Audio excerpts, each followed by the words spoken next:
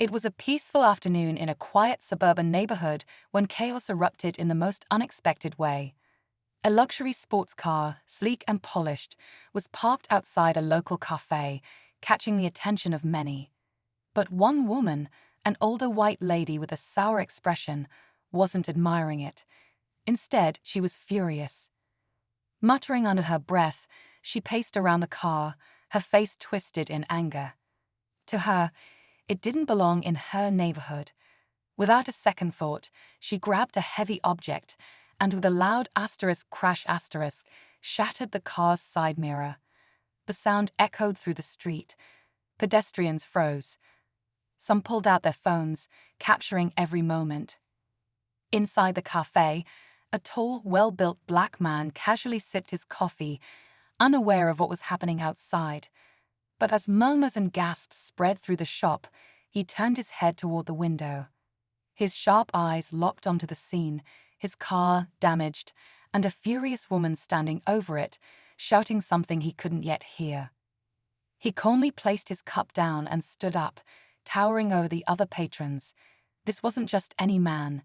He was a highly trained Navy SEAL, and he was about to step outside. What happens next? Stay tuned, because this is a moment neither of them will ever forget. As he stepped outside, the air felt heavier, thick with tension.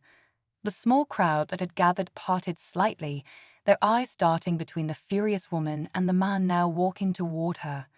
His steps were steady, controlled, almost too calm for the situation. He wasn't rushing, but there was something about the way he moved that made people watch in silence. The woman, still fuming, didn't notice him at first. She was too busy inspecting the damage she had caused, muttering angrily about how certain people didn't belong here, how this kind of car must have been stolen. She barely even looked up when a deep, steady voice finally broke through the murmurs. "Excuse me," he said. She turned, her face twisting in shock as she realized who was standing in front of her. He wasn't just any car owner. His presence was commanding, tall, strong, dressed simply in jeans and a fitted black t-shirt, but with an unmistakable air of discipline. For a brief moment, she hesitated, her eyes flickering with uncertainty. But then, just as quickly, her expression hardened again. "Is this your car?" She snapped, folding her arms as if she were the one who had been wronged. The man didn't answer right away. He just studied her, his dark eyes unreadable. The crowd held its breath. And then finally he spoke. "Yes, it is." The street fell silent. What would she do now? The woman's eyes narrowed as she crossed her arms tighter. She had expected hesitation, maybe even an apology, but instead he stood firm. The confidence in his voice, in his stance, unsettled her. Still, she wasn't backing down. "This is your car," she repeated, as if testing him. "A car like this. In this neighborhood." Her voice was laced with doubt, dripping with the assumption that he didn't belong. The man didn't flinch. "That's right," he said. His tone was calm but carried a weight that made those watching lean in a little closer. He could see the disbelief in her face, the way she clung to whatever story she had already told herself. The crowd murmured. Some shook their heads in disbelief at the woman's behavior, while others just waited, unsure of what would happen next. A younger man near the cafe pulled out his phone, recording everything. The woman scoffed. "Well, I don't know how you got a car like this, but people around here work honestly for what they have." A few gasps rippled through the crowd. The man exhaled slowly, keeping his composure. He had faced harder situations than this, life-threatening ones. But this wasn't about life and death. This was about something deeper, something he had seen too many times before. He took a small step closer, his voice steady. "And what exactly are you trying to say?" For the first time she hesitated. The confidence in her voice wavered for just a second, but she quickly masked it. "I'm saying," she huffed, "that maybe the police should take a look at this situation." Another murmur spread through the crowd. Some people exchanged glances. Others looked uncomfortable, sensing just how far this was going. The man tilted his head slightly, studying her. Then, after a brief pause, he reached into his back pocket. The woman's expression flickered with something, uncertainty, maybe even fear. But what he pulled out wasn't what she expected. It was his military ID. "Maybe you should take a look at this asterisk first," he said, holding it up. The woman's face paled slightly. The crowd leaned in, waiting for her next move. The woman's eyes darted to the ID in his hand, her mouth slightly open as if she wanted to say something, but no words came out. The once firm confidence in her stance wavered, if only for a moment. The words United States Navy were printed clearly across the card, followed by his name and rank. The crowd pressed in a little closer. Whispers floated through the air. Someone muttered, "Wait, he's military." Another voice said, "She messed with the wrong one." The man didn't move. He didn't need to. He had seen this reaction before, the moment when assumptions crashed headfirst into reality. He watched as the woman's expression shifted, flickering between anger, doubt, and something close to regret. But instead of backing down, she clenched her jaw, doubling down on her stance. "I don't care who you are," she snapped, though her voice wasn't as sharp as before. "That still doesn't change the fact that this card doesn't belong here." The tension in the air was thick now. A man in a suit, who had been watching quietly from the side, finally stepped forward.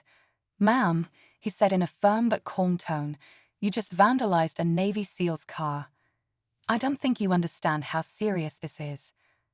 The woman's head whipped toward him, but before she could argue, flashing red and blue lights filled the street. A police car slowed to a stop, and 2 officers stepped out. The crowd murmured louder now. Some had expected this moment, but no one knew how it would play out. The woman straightened her posture, as if suddenly feeling justified in her actions. She turned to the officers, her voice rising. "Oh, thank God you're here. I was just saying this car." But she didn't get to finish her sentence. One of the officers held up a hand, signaling her to stop. Then, turning toward the man, he asked, "Sir, is this your vehicle?" The man gave a single nod. "Yes." The officer glanced at the damage, shattered glass, scratches along the door, then looked back at the woman. "And you the one responsible for this?" he asked her. The woman blinked, her mouth opening and closing as if searching for an escape. The reality of the situation was setting in fast. The cameras, the crowd, the officers, there was no walking away from this now. The officer exhaled and reached for his notepad. "All right," he said, "let's talk about what happens next." The woman's face twisted with panic. This wasn't how she expected things to go. She had been so sure that the police would take her side. But now, standing under the weight of their stares, the tension in the air was suffocating. I was just trying to protect the neighborhood," she stammered, her voice cracking slightly. I thought it was stolen." The officer gave her a long, unreadable look before glancing back at the man. He stood there, calm as ever, arms crossed over his chest, letting the situation unfold. He had no reason to argue. The truth spoke for itself. Then, just as the officer started writing in his notepad, a new voice cut through the crowd. "Wait a second. Isn't this the guy from the news? Heads turned toward the speaker, a young woman with her phone in hand. She was scrolling furiously, her eyes flicking between the screen and the man standing in front of them. He looked familiar," she continued, raising her voice. "He was just honored last month, some huge military award, a hero or something." Gasps rippled through the crowd. Suddenly, murmurs turned into full conversations as people pulled out their phones, searching for the story. And sure enough, within seconds, articles and photos confirmed the truth. The man in front of them wasn't just any Navy SEAL.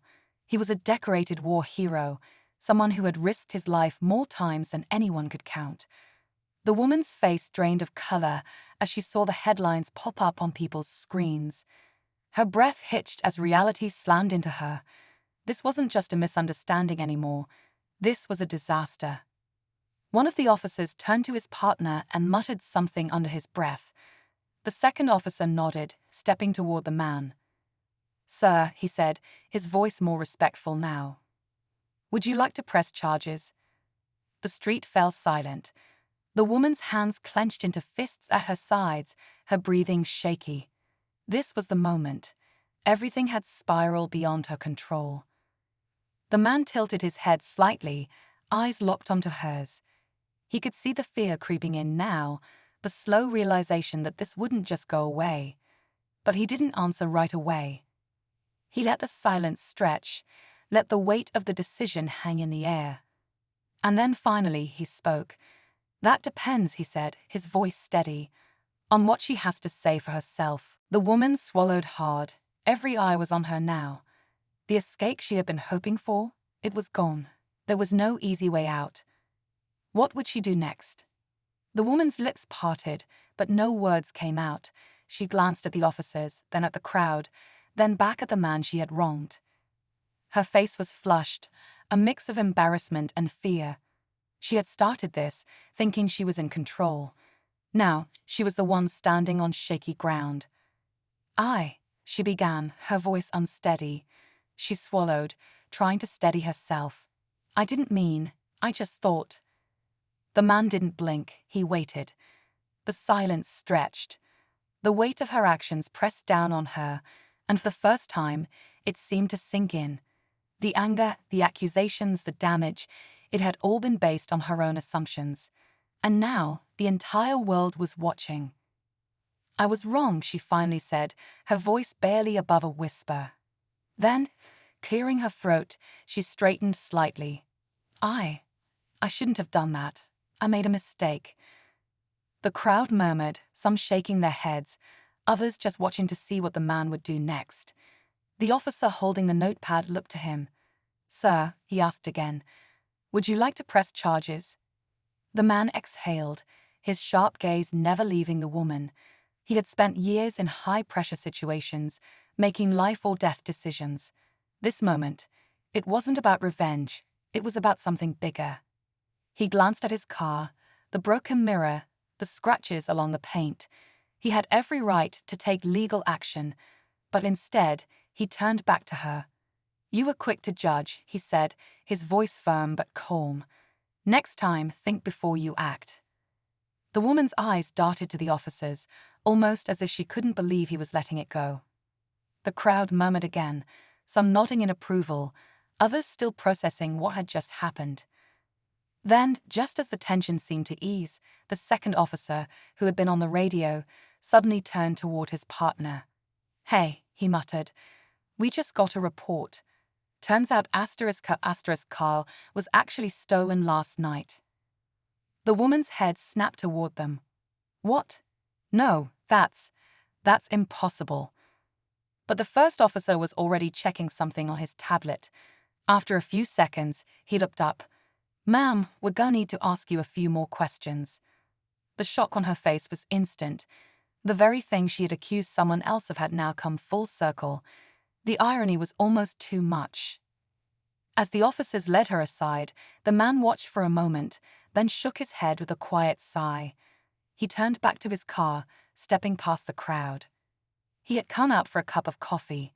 He never expected to leave with a lesson in karma. As the officers pulled the woman aside, the crowd slowly began to disperse. Some people whispered about the irony of the situation, while others shook their heads, still processing what had just happened. The man didn't stick around to watch. He had no interest in seeing her squirm or struggle. That wasn't why he had chosen to let it go. He walked over to his car, running a hand over the deep scratch along the side.